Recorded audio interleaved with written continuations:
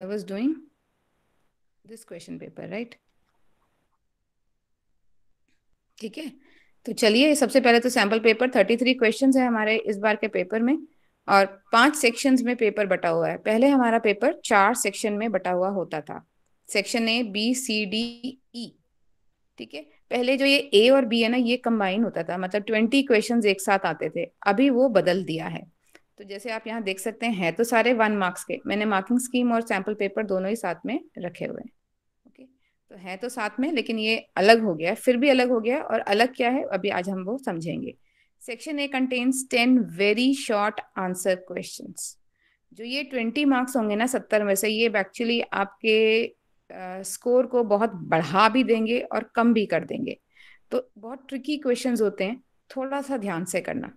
क्योंकि ये ऐसे क्वेश्चन नहीं है कि आधा तो नंबर मिल ही जाएगा, तो 20 में से चलो 10 तो आ ही जाएंगे, कुछ भी लिख के आएंगे। ऐसा भी हो सकता है कि 20 में 20 आए और 0 भी आ सकते हैं। तो 70 में से सीधे 50 में से आपकी मार्किंग होगी अगर ये क्वेश्चंस गलत हो गए तो।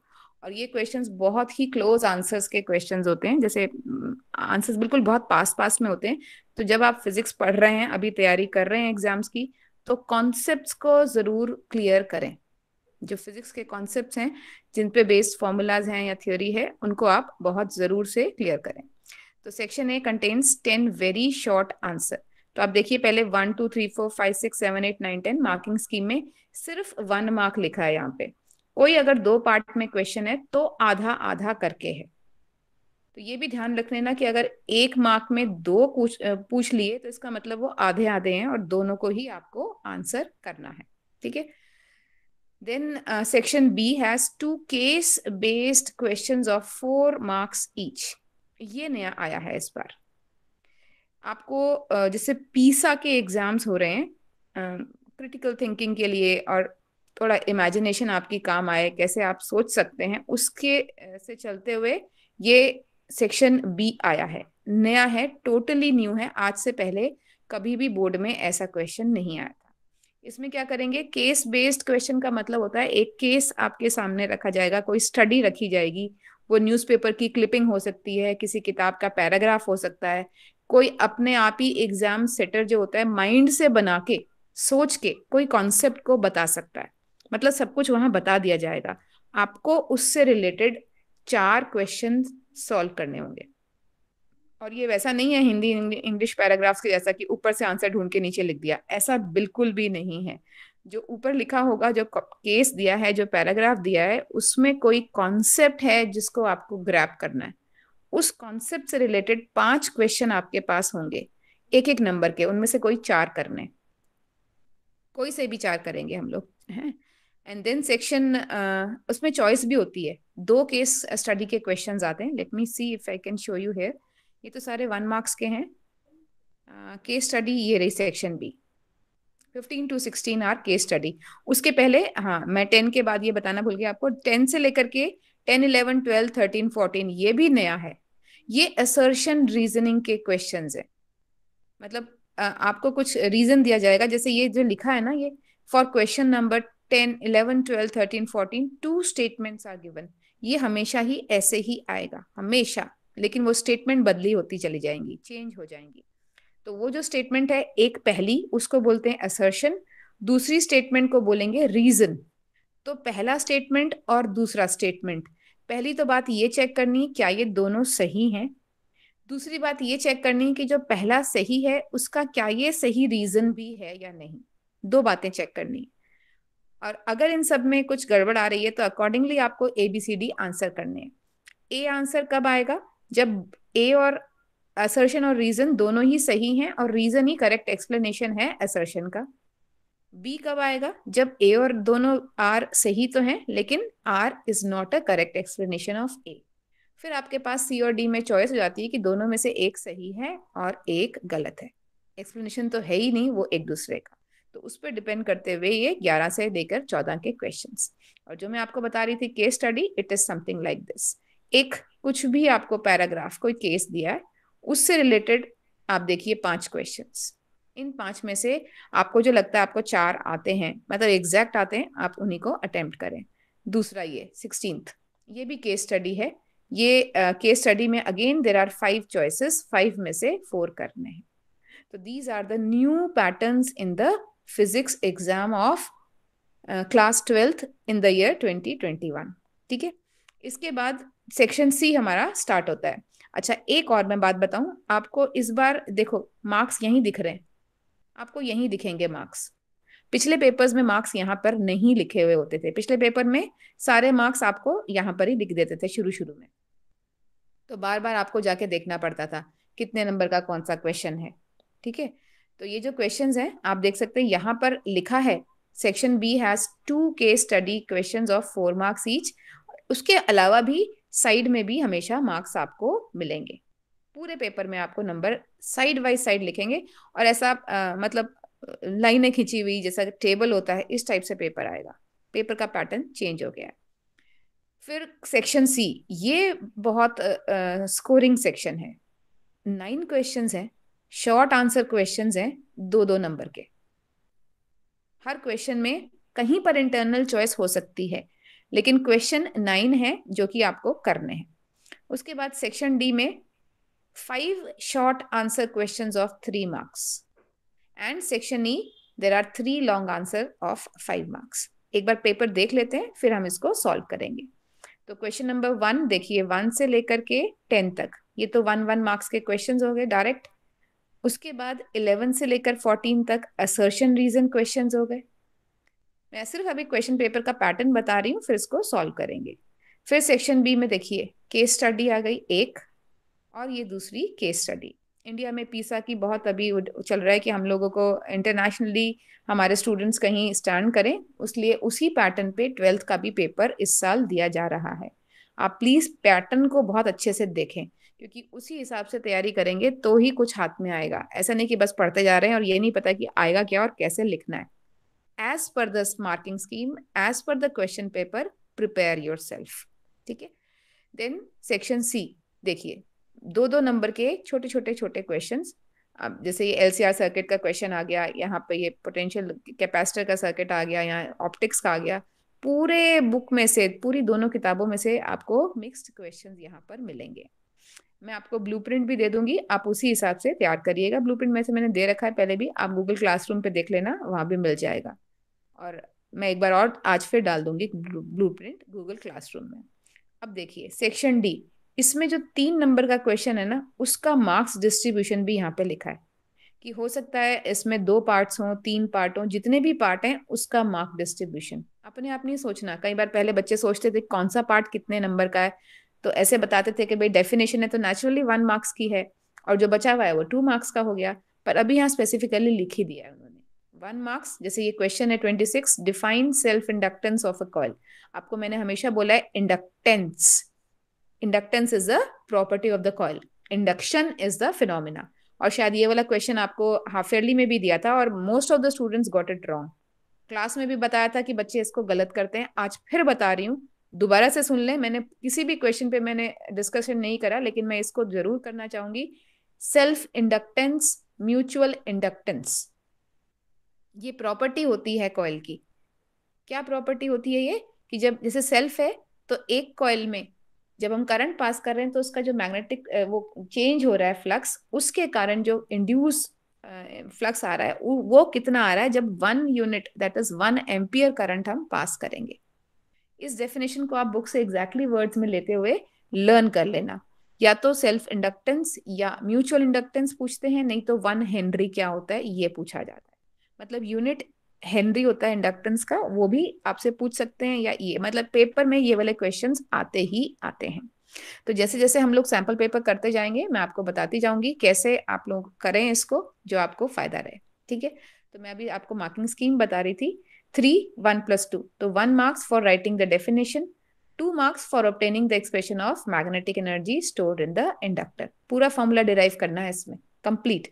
और जब भी आप डेरिवेशन करेंगे, ग्राफ, डायग्राम्स, पेंसिल का वर्क, कुछ फॉर्मूलाज, ये सब जरूर होने चाहिए, उसी के मार्क्स होते हैं। ठीक है, फिर अगला क्वेश्चन देखो, इसमें 3 पार्ट्स में 3 नंबर है। यहां से शुरू करते हुए state the underlying principle of potentiometer, 1 number.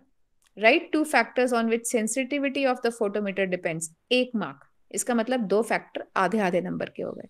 और 2 ये पार्ट्स हैं, ये भी आधे आधे नंबर के हैं। अब इसमें लिखा है state giving reason how balance point is shifted. ये कंप्लीट थ्योरी आपसे यहाँ पूछ ली है कि ये कैसे शिफ्ट होता है इधर से इधर। अगर हम रेजिस्टेंस को बढ़ा दें, ये वाला बढ़ा दें, या फिर इसको कांस्टेंट रख के इसको बढ़ा दें, तो ये कैसे शिफ्ट होगा। अब आपको लगेगा आधे आधे नंबर के लिए इतना सारा, पर पूछ लिया है तो लिखना पड़ेगा। ठीक है, we will discuss all these questions. So you can see बाकी सारे तो 1 1 मार्क्स के क्वेश्चन है। अब सेक्शन ई आ गया जो कि 5 मार्क्स का है। तो 2 + 1 + 2 with the help of label diagram. तो 1 नंबर तो डायग्राम का आ गया। Explain the working of step up transformer. अब यहाँ पर पूरे का 2 नंबर दे दिया है। ठीक है, तो इसका मतलब नाउ द आप ये देख सकते हैं वर्किंग बहुत ज्यादा है इसमें, और हमको फॉर्मूलाज भी लिखने हैं, तो नेचुरली ये आधे नंबर का रह जाएगा, ये 1 का नहीं होगा।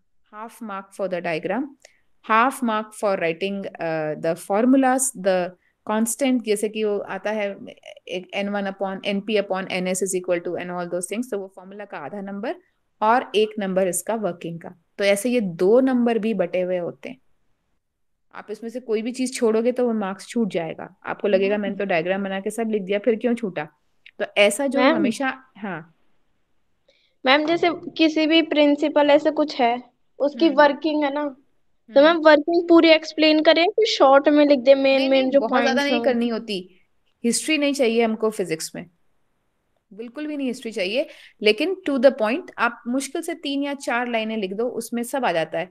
दिस इज, अब देखो आपको ये तो लिखना नहीं N नंबर ऑफ टर्न्स, मतलब आपको उसको डिफाइन तो करने की जरूरत है नहीं इतना कि इतने ज्यादा टर्न है इसलिए इसको प्राइमरी कह रहे हैं, या इतने कम टर्न है इसलिए इसको ये क्या कह रहे हैं, वो नहीं लिखना। इतने टर्न्स हैं, ये टर्न का क्या वर्क है, कैसे करंट इंड्यूस हो रहा है। 2 लाइन में, 3 लाइन 4 लाइन मैक्सिमम वर्किंग आएगा, कहीं ना कहीं आएगा। उसमें पूरा पेज भरने की जरूरत ही नहीं है, वो सिंपल टाइम वेस्ट है। आपको मैंने क्या बताया, 2 नंबर, 2 नंबर कैसे डिस्ट्रीब्यूट हो रहे हैं, आधा नंबर डायग्राम बन गया, आधा नंबर इसके फॉर्मूलाज आ गए, या हो सकता है 1 नंबर फॉर्मूला दे दें, आधा ही नंबर वर्किंग रखें। तो आधा या एक, इससे ज्यादा वर्किंग को नंबर नहीं मिल रहा। आपने पीछे देखे थे ये 1 वर्ड के क्वेश्चंस, यहाँ पर भी 1 नंबर है, 1 वर्ड लिखने का या 1 लाइन लिखने का। तो इसका मतलब यहाँ थोड़ा सा कॉन्सेप्ट लिखना है, उसी से नंबर मिल जाएंगे। ठीक है मोनिका, यस मैम। ठीक हो गया, समझ में आया। यस मैम आ गया। चलो ठीक है। अब जैसे इसमें अगला पार्ट है, the graph given below represents the variation of the opposition offered by the circuit element to the flow of alternating current. ये ऑपोजिशन है और ये फ्रीक्वेंसी है। आइडेंटिफाई द सर्किट, सिंपली नाम लिखना है, कुछ नहीं करना, सिंपली नाम लिखना है और 1 नंबर नाम लिखने का। और आगे आपको ये न्यूमेरिकल है, न्यूमेरिकल 2 नंबर का है। ठीक है, तो I am today telling you what is the kind of questions you can expect. अब देखिए इसमें चॉइस है, सेक्शन ई में आपको चॉइस मिलेगी। अब बच्चे कहाँ कंफ्यूज होते हैं, let me tell you the main thing here. जैसे ये आपको एक पार्ट तो इसका आता है, आपको ट्रांसफॉर्मर आ गया, लेकिन आपको ये सपोजिंग नहीं आया, और न्यूमेरिकल में भी आपने कुछ कोशिश करी और छूट गया। तो मतलब इसमें पूरे 5 में से भी आप इसका जो वर्किंग भी लिख लें तो भी आपको 2 ही नंबर मिलेंगे। ठीक है, और नीचे वाला चॉइस का क्वेश्चन देखो, explain with the help of diagram the principle and working of alternating AC generator. Write the expression for EMF generated in the coil in terms of its speed of rotation। तो ये पूरा का पूरा theory question AC generator का है। आपको diagram बनाना है, principal लिखना है, इसके फॉर्मूलाज लिखने हैं, इसके वर्किंग लिखनी है, फॉर्मूला डिराइव करना है, तो ये सारा आपको आता है। तो आई प्रेफर, मेरे पास क्वेश्चन आएगा तो मैं, अगर मुझे इजी करना है तो मैं ये करूंगी चॉइस वाला। मुझे ऊपर वाला आता भी है, लेकिन मुझे ये ज्यादा अच्छे से आता है। तो ये चीज आप कब डिसाइड करेंगे, जब आपको पेपर मिलेगा। शुरू के 15 मिनट होते हैं रीडिंग के लिए। वो रीडिंग में आपको ये आइडेंटिफाई करना होता है कि कौन से क्वेश्चंस आपको चॉइस में करना प्रेफरेबल है। आप करने बैठिए, ये भूल गए तो आप इसको कर दीजिए क्वेश्चन को, जितना होगा कुछ तो नंबर मिलेगा ही इसका। ठीक है, तो आज मैं आपको सिर्फ क्वेश्चन पेपर, क्योंकि इतना आज शायद इतना टाइम नहीं हो पाएगा क्लास का, तो मैं आई विल ट्राई कितना मैं आपको बता पाती हूँ। लेकिन जो मैं आपको ये टिप्स दे रही हूँ, I think these are more important, क्योंकि आंसर्स और क्वेश्चंस तो आपको मैं क्लासरूम में भी दे दूंगी। तो ऐसे टाइप पे जब आप 15 मिनट में रीड कर रहे हैं, आप एक पेंसिल से डॉट लगा दें यहाँ पे, उस टाइम अंडरलाइन करना अलाउड नहीं होता। मतलब पेपर पे आप कुछ लिख नहीं सकते हैं क्वेश्चन पेपर पे, तो आप डॉट लगा सकते हैं कि हाँ यहाँ डॉट लगा दिया कि आई विल अटेम्प्ट दिस, मुझे ये क्वेश्चन लगता है कि मार्क्स की टर्म्स में स्कोरिंग है और मुझे आता है। ये दो कंडीशंस है, स्कोरिंग कौन सा है और आता कौन सा है। अब जैसे ये भी है, आता है और स्कोर अगर कर पाएंगे, मतलब आपको लगता है कि मेरे को कुछ आ रहा है कुछ नहीं आ रहा, कुछ छूट सकता है, इसमें तो कुछ भी नहीं छूटेगा। I will attempt this question. इस तरीके से क्वेश्चंस को अटेम्प्ट करने के लिए भी चॉइस होती है, उसमें कंफ्यूज नहीं होना, क्योंकि ज्यादातर बच्चे ऐसे टाइम वेस्ट करते हैं। पहला पार्ट आया, ओके करते चले गए, ये भी आता है वो भी आता है, let me try this one क्योंकि ये पहले ही दिया हुआ है मुझे। तो ऐसा जरूरी नहीं कि ये पहले दिया है तो आपको पहले ही करना है। हाँ, सेक्शन ई जैसे है, मैं आपको ये और बता दूं, start from section E, do not start from section A. Section A 1 number का है, आपको एक एक वर्ड लिखने पे नंबर मिल रहे हैं, लेकिन यहाँ पर पूरा लिखने पे 1 नंबर मिल रहा है, तो इसमें टाइम आपका ज्यादा लगेगा।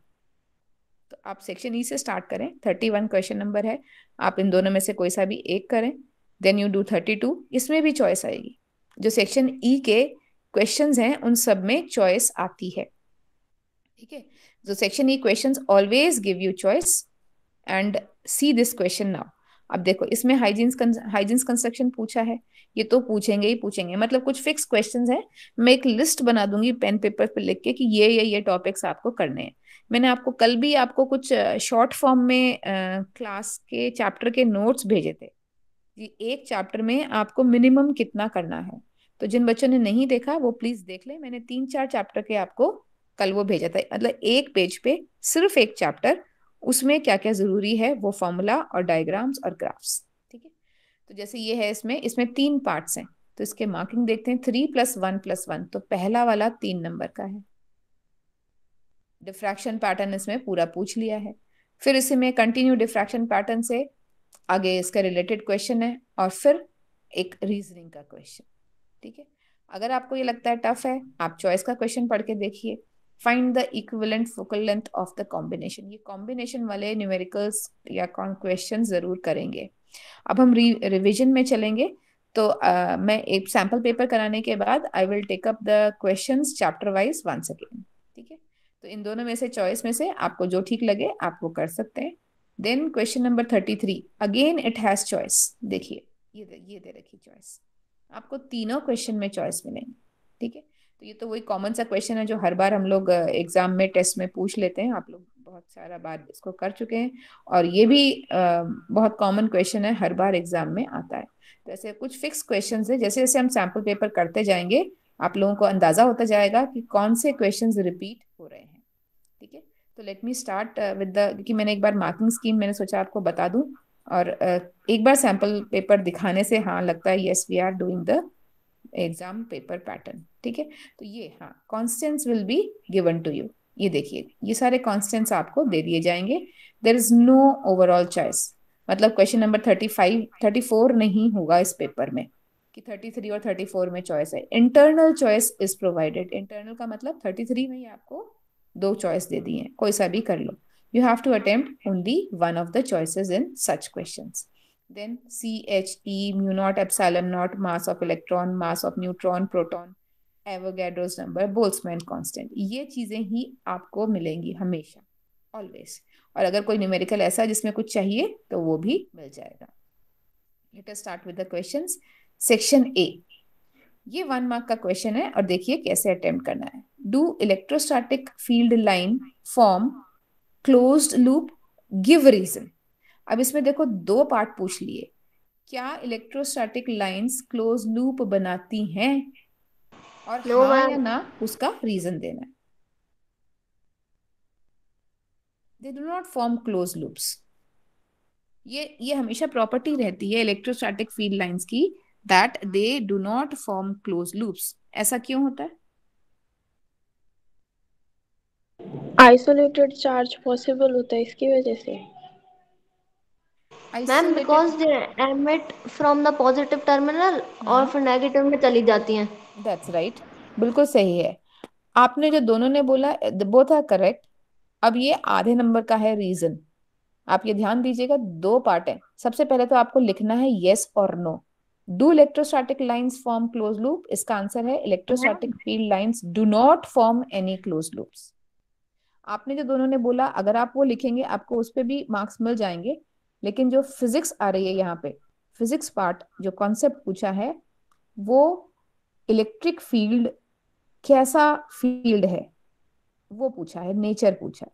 तो ये कंजर्वेटिव फोर्स होता है। कंजर्वेटिव नॉन कंजर्वेटिव फोर्सेस याद है क्या? हमने 11th क्लास में पढ़े थे। The work done by in moving charge particle around the closed path. If it is zero, the force is conservative. If it is not zero, the force is non-conservative. आप वैसे भी याद रख सकते हैं, जैसे फ्रिक्शनल फोर्स होता है, this is non conservative force, and any resistance जो देता है that is non conservative force. और बाकी सारे जैसे कंजर्वेटिव हैं, तो कंजर्वेटिव में they do not form the close loops. ठीक है, तो ये कंजर्वेटिव फोर्स का इसका कॉन्सेप्ट है। आप जो कह रहे हो वो लिखोगे फिर भी नंबर मिलेंगे, लेकिन एग्जैक्ट आंसर इसका ये है। ठीक है, what is the source of energy? Next question number 2. What is the source of energy associated with propagating electromagnetic ma'am wave? हाँ बोलो। मैम जो ऊपर वाला क्वेश्चन था ना यस और नो, तो मैम अगर रीजन गलत दे दिया और यस लिखा है तो हाफ मार्क्स मिलेगा? यस लिखा है तो इसका भी गया ना नंबर, क्योंकि ये तो नो है। हाँ मतलब नो लिखा है, मतलब थोड़ा अच्छा, सा अगर आपने नो लिखा है और रीजन गलत दिया, गलत दे दिया। हाँ, तो नो के नंबर मिलेंगे, इसके नंबर चले जाएंगे। ओके। अच्छा, एक और बात, अगर आप यहाँ लिख दो यस और फिर आगे लिख दो electric field is conservative in nature, ऐसे भी तो लिख सकते हैं ना, कुछ भी लिख सकते हैं, कोई भी स्टूडेंट है दिमाग में कुछ भी सोच सकता है। तो एक्चुअली आपको 0 मिलना चाहिए, लेकिन अगर हम लोग कोई में से कोई जैसे कोई गवर्नमेंट स्कूल के टीचर्स वगैरह होंगे या कोई अच्छे एग्जामिनर्स होंगे, वो बच्चों की हित में ध्यान रखते हुए इस पे नंबर देंगे, क्योंकि आपने कॉन्सेप्ट पकड़ लिया, conservative nature of electric field. ये गलत काश नहीं है हम हित वर्ड में ही हो, हमारे सब है। हित में रहे ना, हित में ना जाए कोई। सब इतने ही रहते हैं बच्चों के। CBSE is very very lenient, मैं आपको बताऊं, सब बच्चों का ध्यान रखते हैं। और अगर किसी बच्चे ने इतना मतलब फिजिक्स का कॉन्सेप्ट समझ ही लिया है कि इलेक्ट्रिक फील्ड कंजर्वेटिव होता है, तो वो बच्चा लिखेगा और लिखने से उसको नंबर मिलेगा। कई बार कंफ्यूज हो जाते हैं, तो यहाँ अगर गलती से लिख दिया तो आधा नंबर इसका मिल जाएगा, इसका 0 हो जाएगा। वैसे जो अगर कोई बच्चा समझ गया है कि कंजर्वेटिव होता है इलेक्ट्रिक फील्ड, वो इसको यस करेगा ही नहीं, वो इसको नो करेगा। तो यहीं से पता लग जाता है हमको कि हु इज द स्टूडेंट। अब पहली लाइन से पता लग गया। अब बोलते हैं ना कि कैसे टीचर्स पता लगाते हैं। देखो, कॉन्सेप्ट अगर किसी ने पढ़ा है तो उसने सारे ही पढ़े हैं, ऐसा नहीं होगा। ठीक है, एक आधा कुछ छूट भी सकता है, ऐसा नहीं कि याद भी रह जाए, बट मोस्टली पेपर पढ़ते पढ़ते नजर आ जाता है कि कॉन्सेप्ट पढ़ा है या ऊपर ऊपर से पढ़ लिया। ठीक है, चलिए क्वेश्चन नंबर 2 करते हैं। What is the source of energy associated with propagating electromagnetic wave? Electromagnetic wave जो है आपको पता है, it is propagating in the space. ठीक है, प्रोपगेट कैसे होती है, ये बनती कहाँ से है? It is due to the accelerated charge. जब भी चार्ज पार्टिकल एक्सिलरेट होता है तो इलेक्ट्रोमैग्नेटिक वेव प्रोड्यूस हो जाती है, और वो वेव ऑसिलेशंस करते हुए आगे मूव करती। तो सोर्स ऑफ एनर्जी मतलब उसका सोर्स ही पूछ लिया है आपसे कि सोर्स क्या है इलेक्ट्रोमैग्नेटिक वेव का।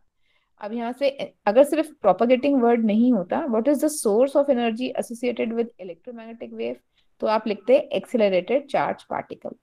अभी प्रोपगेशन की बात कर रहे हैं कि बन तो गई, अब आगे मूव कैसे कर रही है, तो मूव भी ऑसिलेशन के कारण कर रही है। It is due to oscillating charge particle. ठीक है, तो अगर आप एक्सिलेटेड लिखोगे तो भी दे देंगे, क्योंकि प्रोडक्शन ऑफ ईएम वेव्स होगी तभी तो वो प्रोपोगेट करेगी। तो ये हमेशा याद रख लेना, ये इंपॉर्टेंट क्वेश्चंस में से है। मतलब जो आज ये सैम्पल पेपर एक्चुअली आपको जो बना के दिया है ना, ये हम लोगों ने ही बनाया है, और हमने सारे इंपॉर्टेंट क्वेश्चंस इसमें डाल दिए, ताकि बच्चे अगर ये क्वेश्चंस से, जैसे मैं आपको पढ़ाती चली जा रही हूँ, एक बार आप देखते चले जाएंगे इन क्वेश्चंस को, हमेशा याद रखेंगे। हमेशा इलेक्ट्रोमैग्नेटिक वेव कोई सी भी पूछ लें, एक्सरे कैसे बनती है, कोई आपसे पूछेगा उसमें रेडियो वेव्स कहाँ से प्रोड्यूस हो रही है, लाइट वेव्स कैसे बन रही हैं, कुछ याद नहीं आ रहा स्पेसिफिक, तो आप सिंपल लिख सकते हैं accelerated charge particle. It is not a wrong answer, it is the correct answer. कौन सा चार्ज पार्टिकल एक्सेलरेट हुआ ये नहीं याद रहा ना आपको, कोई बात नहीं, लेकिन कॉन्सेप्ट तो पता लग गया कि जब चार्ज पार्टिकल है वो एक्सेलरेट हो रहा है तो ही वेव प्रोड्यूस हो रही है।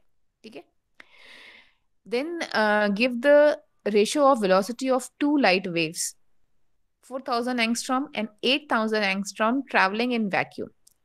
अब ये देखते ही बच्चे सबसे पहले क्या करते हैं, फॉर्मूला याद करते हैं। कौन सा फॉर्मूला लगाना है जिसमें हम वेलोसिटी कैलकुलेट कर सकें और जो वेलोसिटी लैम्डा से रिलेट होती हो। ओके, तुरंत याद आ जाएगा आपको कि कैसे फॉर्मूला लें। कौन सा फॉर्मूला चलेगा? Lambda upon B. है, बोलो। C is equals to mu lambda। C ma'am is same equal to, ही रहेगी ना, वो स्पीड तो वैक्यूम में ही है। स्पीड तो C रहेगी ना, दोनों में केस में स्पीड तो फर्क आ ही नहीं रही, क्योंकि इसमें क्या पूछा है, वैक्यूम। मैम वैक्यूम वैक्यूम में speed, सेम स्पीड पे ट्रैवल करती है। वैक्यूम में तो सब चीजें सेम स्पीड पर ट्रैवल करती हैं, 3 मैम इंटू 10⁸ मीटर्स पर इसलिए मैम सेकेंड, सेम होगा रेशियो इनका। इसलिए सेम होगा। तो आप इसको या तो सेम लिखें या 1:1 लिखें, क्योंकि रेशो पूछा है ना, तो 1:1 जब सेम होता है रेशो उसको 1:1 लिखते हैं। ठीक है, then write the principle of AC generator. अब देखो इस पेपर में एसी जनरेटर पीछे भी पूछा हुआ है कहीं क्वेश्चन, और यहाँ भी पूछ लिया है, right the principle of AC generator. तो ऑल्टरनेटिंग करंट जनरेटर, ये एक डिवाइस बहुत अच्छे से लर्न कर लेना। जो डिवाइसेस लिखवाई है ना मैंने आपको, डायग्राम, फिर उसका मैंने तो कंस्ट्रक्शन भी लिखा है, कंस्ट्रक्शन कभी नहीं पूछते, लेकिन उसको समझ लेना और उसके फॉर्मूला जरूर याद करना। एक तो प्रिंसिपल याद करना है और उसका फॉर्मूला याद करना है। तो principal of AC generator, it is based on electromagnetic induction. ठीक है, ये तो पहली बात बतानी है कि किस कॉन्सेप्ट पे, किस पे बेस्ड है एसी जनरेटर। फिर ये बताना है कि ईएमआई कैसे इस पे, मतलब होता क्या है। तो whenever magnetic flux associated with a closed circuit changes, then an EMF is induced in the circuit. This is electromagnetic induction. जब भी मैग्नेटिक फ्लक्स एक क्लोज सर्किट में बदलेगी, करंट 0 से मैक्सिमम हुआ, फ्लक्स चेंज हो गई, करंट मैक्सिमम से 0 हो गया, तब भी फ्लक्स चेंज हो गई। तो जब भी फ्लक्स चेंज होती है करंट के चेंज होने के कारण, तो उस चेंजिंग फ्लक्स से इलेक्ट्रोमोटिव फोर्स इंड्यूस हो जाता है सर्किट में अपने आप, opposing the change in the current. तो इस फिनोमिना को बोलते हैं इलेक्ट्रोमैग्नेटिक इंडक्शन, और इसी पे एसी जनरेटर बेस्ड है। ठीक है, question number 4, is optical density of a medium same as the mass density? No word ah ma'am, गया ये तो density, no it is not same, ये तो बिल्कुल सही बात है, no it is not same. पर यहाँ पे सिर्फ ये लिखा है इज, तो यस या नो लिख के आप छोड़ देंगे तो मार्क्स मिल जाएंगे आपको। लेकिन अगर आप ये पूरा बताते हैं, it shows yes you know physics. देखो मास डेंसिटी क्या होती है, सिंपली मास पर यूनिट वॉल्यूम, जो अभी तक हम छोटी क्लास से पढ़ते आ रहे हैं। और ऑप्टिकल डेंसिटी क्या होती है, optical density of a medium determines the ability of the medium to refract light. कितना रिफ्रैक्शन हो सकता है, हम बोलते हैं ना optically rare medium to denser medium, या डेंसर से रेयर में लाइट जा रही है, तो लाइट की जो पाथ है वो चेंज हो रहा है, तो इसी चेंजिंग पाथ को रिफ्रैक्शन कहते हैं। तो कितना रिफ्रैक्शन हो पा रहा है, ability of the medium to refract light, ये होती है उसकी ऑप्टिकल डेंसिटी। सिंपल वर्ड्स में रेयर और डेंसर मीडियम जो है उनको हम ऑप्टिकली डेंसर डेंसिटी कहते हैं। तो ये दोनों अलग चीजें होती हैं, it is not mass per unit volume. Optical density को मैंने आपको कभी भी नहीं बताया कि आप वॉल्यूम ले लो उसमें कितनी लाइट आ रही है उसको आप बोल दो, no it is wrong way. तो मास और ऑप्टिकल दोनों अलग अलग डेंसिटीज होती। फिर अगला question, name a transparent medium which has smaller mass density but is optically denser. मतलब एक ऐसा एग्जाम्पल बताओ जिसकी मास डेंसिटी तो कम है, हल्का है, पानी से हल्का है, पानी के ऊपर तैर जाएगा, लेकिन ऑप्टिकल डेंसिटी बहुत ज्यादा है उसी पानी से। मतलब दो चीजें हम कंपेयर कर रहे हैं, कोई एक क्वांटिटी एंड वाटर, और ऐसा कुछ चीज जो पानी के ऊपर तैरता रहता है, लेकिन जब लाइट पास करेगी then it acts as a denser medium. So the best example is kerosene. Kerosene का जो तेल होता है, मिट्टी का तेल जिसको बोलते हैं, it has high refractive index then water. पानी से ज्यादा उसका रिफ्रैक्टिव इंडेक्स होता है. ठीक है, तो ये ऑप्टिकली डेंसर है पानी से. लेकिन आपको पता है पानी का जो मिट्टी का तेल है वो पानी के ऊपर तैरता है. इसका मतलब मास डेंसिटी कम है और ऑप्टिकल डेंसिटी ज्यादा है. Question ma'am number 5. टर्पेंटाइन क्या होता है? टर्पेंटाइन ऑयल होता है, वो भी तेल यही होता है. होता है, हाँ हाँ. ठीक है। Question 5. Which source produces alternating current. तो यहाँ पर आपको चॉइस है, आप कोई सा भी दे सकते हो एग्जाम्पल, जैसे एसी जनरेटर ही दे दो, कोई भी आंसर देंगे, एक ही लिखना है वर्ड और you will get 1 marks. Question number 6. Does the phenomena of interference violate energy conservation principle. Energy conservation principle क्या कहता है? The energy is neither created not destroyed. लेकिन जब आप डिस्ट्रक्टिव इंटरफेरेंस देखते हैं तो सारी एनर्जी खत्म हो जाती है. तो क्या कंजर्वेशन का प्रिंसिपल वायलेट हो रहा है, गलत हो रहा है इसमें इंटरफेरेंस में? क्योंकि हम बात कर रहे हैं ना कि भाई डिस्ट्रक्टिव इंटरफेरेंस होती है, कंस्ट्रक्टिव इंटरफेरेंस होती है. तो ऐसा नहीं है, एनर्जी कंजर्वेशन प्रिंसिपल कभी भी वायलेट नहीं होता नेचर में.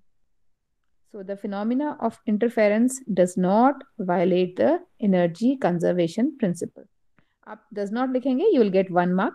और अगर आपके पास टाइम है, you may give the explanation, या आप अभी समझ लो क्योंकि किसी और एग्जाम में कोई हो सकता है रीजनिंग में ही पूछ लें आपसे 2 नंबर में घुमा फिरा के. तो यहाँ इस हिसाब से लर्न मत करना कि नो लिखा और छोड़ दिया. इस क्वेश्चन में है, हो सकता है ये क्वेश्चन अगर आपको 2 नंबर का देना हो तो इसमें लिख देंगे हम, does the phenomena of interference of light violate the energy principle? Explain. तो 1 नंबर यस है नो, एक्सप्लेनेशन का दूसरा नंबर. तो ये जो सारे आंसर्स लिख के दिए हैं हमने, ये सारे आंसर्स के साथ है. ये ऐसी मार्किंग स्कीम वहां पे बोर्ड में आएगी कि नहीं आएगी पता नहीं, हम लोग एक एक आंसर इसमें आपको लिख के दिया है हमने. तो इंटरफेरेंस में क्या होता है, एनर्जी सिर्फ रीडिस्ट्रीब्यूट होती है. जैसे डिस्ट्रक्टिव इंटरफेरेंस में सारी एनर्जी खत्म हो गई, वो कहाँ चली गई? वो सारी उसकी आके कंस्ट्रक्टिव में जा रही है. मतलब एनर्जी जो है सारी एक साथ एक तरफ आ गई और सारी जो जीरो थी वो एक तरफ चली गई.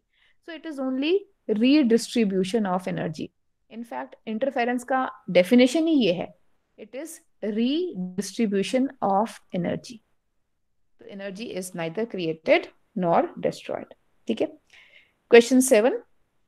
Does the work function for a metal surface? नहीं, the work function for a metal surface is 2.25 electron volts. If it is irradiated with the radiation of energy 22.4 electron volts, the photoelectrons emitted will have the kinetic energy what? कितनी energy है वो आपको इसमें से निकालनी है. तो kinetic energy का सिंपल इसमें से फॉर्मूला लगा के हम लोग निकाल सकते हैं. काइनेटिक एनर्जी निकालने के लिए आप क्या करेंगे, 2.4 में से 2.25 माइनस कर देंगे. यही तो हमारा फॉर्मूला है, आइंस्टाइन इक्वेशन जो फोटो इलेक्ट्रिक इफेक्ट की है. तो इसमें से आप सिंपल माइनस करने से मिल जाएगा आपको. This coming out to be 0.015 electron volts. ठीक है. या फिर ये कॉन्सेप्ट है इसी में, देखो क्वेश्चन सेम ही उससे आ रहा है. क्वेश्चन से मैं आपको 10 तक करा देती हूँ क्योंकि आपकी क्लास का टाइम ओवर होने वाला है. सेक्शन ए आज कराऊंगी, फिर सेक्शन बी कल ले लेंगे. तो इसमें है आगे, when an electron photons of energy 6 electron volts are incident on a metal surface whose work function is 4 electron volt, the minimum kinetic energy of the emitted photoelectron will be. कितनी kinetic energy का photo electron emit होगा? अगर photo electrons की energy 6 electron volts है और metal surface पे वो आ रही है 4 इलेक्ट्रॉन, मेटल सरफेस का वर्क फंक्शन है 4 इलेक्ट्रॉन वोल्ट. वर्क फंक्शन क्या होता है? What is work function?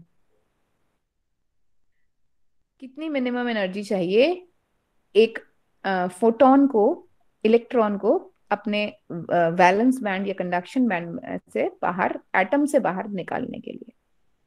Atom से बाहर निकालने के लिए एक मिनिमम वर्क करना पड़ता है जो बाहर से इंसिडेंट एनर्जी आ रही है उसको. So that in the minimum work is given by photon. Photon कितनी एनर्जी के साथ आ रहा है? अगर उसका एनर्जी वर्क फंक्शन से कम है, मैं इस क्वेश्चन में एक और ऐड कर देती हूँ, अगर ये 3 इलेक्ट्रॉन वोल्ट होता, photons of energy 3 electron volts are incident on a metal surface whose work function is 4 electron volt, तो अब क्या होता? यहाँ तो आंसर 0 आपको दिख ही रहा है। द मिनिमम मैम काइनेटिक नहीं एनर्जी। मैम। सर बुला रहे हैं क्या नेक्स्ट क्लास के लिए? मैम आप क्वेश्चन पूछ रहे थे ना। हाँ हाँ बताओ। अगर मैम 3 इलेक्ट्रॉन वोल्ट होता तो मैम इतनी एनर्जी प्रोवाइड ही नहीं कर पाता कि उसको पास कर सके, तो मैम हो ही नहीं पाता उसका। हो ही नहीं पाता, photo electric current will not be flowing. ठीक है, तो आपको ऐसे वो फॉर्मूलाज याद रखने जरूर पड़ेंगे। जैसे यहाँ पे तो हमने नहीं लिखा, पर अगर आपके पास लिखने की जरूरत भी नहीं है, क्वेश्चन तो पूछी नहीं है, पर कहीं अगर ये क्वेश्चन 2 नंबर का बन के आ जाए, सेम ही क्वेश्चन होते हैं, उन्हीं को 1 और 2 मार्क्स में कन्वर्ट कर देते हैं। थोड़ा सा ज्यादा पूछ लेते हैं तो 2 नंबर का बन जाता है, जरा सा कम पूछते हैं तो वो 1 मार्क का रह जाता है। ठीक है, तो इस बात को डिपेंड करते हुए कि वर्क फंक्शन फॉर्मूला बताएं आप मुझे, किसी को याद है तो, आइंस्टाइन्स फोटो इलेक्ट्रिक इक्वेशन, जिसपे पूरा फोटो इलेक्ट्रिक इफेक्ट डिपेंड करता है। Anybody remembers that? काम क्या होता है, जो इनकमिंग फोटोन है वो क्या करता है, वो पूरी एनर्जी जो है H nu is equal to किस में कन्वर्ट हो जाती है? वर्क फंक्शन में। वर्क फंक्शन मतलब मिनिमम एनर्जी जो उसको निकालनी है जिससे इलेक्ट्रॉन बाहर निकलेगा, प्लस जब इलेक्ट्रॉन बाहर निकल रहा है तो आगे मूव भी करेगा तो उसकी kinetic energy.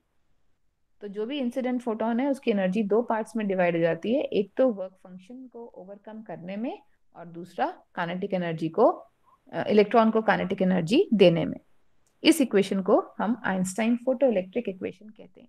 H nu is equal to H nu not, that is the work function, plus half mv², that is the kinetic energy. ठीक है, सो इतना ही हो पाएगा। आई थिंक आपका टाइम हो गया क्लास का, तो क्वेश्चन नंबर 7 तक आज हमने किया। We will continue this in the next class. ठीक है, आपकी क्लास है तो आप अब चले जाएं, नहीं तो फिर सर मुझे बोलेंगे मैम रोक लेती हैं। ऑलराइट, कुछ पूछना है तो आप पूछिए। You want to ask something, anyone?